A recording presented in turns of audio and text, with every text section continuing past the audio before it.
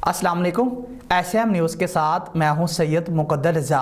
SM news studio में खुशामदीद। खबरों के सिलसिले को मज़ीद आगे बढ़ाते हुए आपको बताएं कि कराची के इलाके शेर शाह पराचा चौक में धमाके से 10 अफराद जाँ बहक और कई अफराद ज़ख्मी हो गए, जबकि निजी बैंक की इमारत को भी शदीद नुकसान पहुँचा।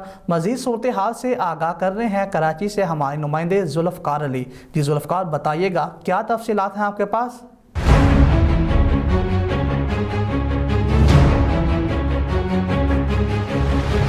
जी बिल्कुल, कराची शेरशाह पराचा चौक का इलाका है जहां पर जोरदार धमाका हुआ है जिसकी आवाज़ दूर दूर तक सुनी गई, जिससे निजी बैंक की इमारत को भी शदीद नुकसान पहुंचा है।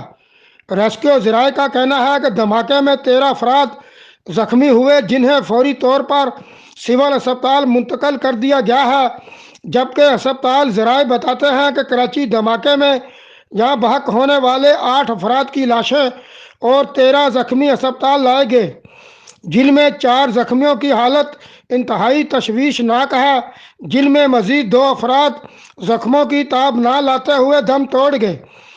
आपको बताएं कि धमाके के फौरी बाद कानून नाफज करने वाले अदारों के एहलकार जाए वकूआ पर पहुंच गए और शवाहद इकट्ठे करना शुरू कर दिए।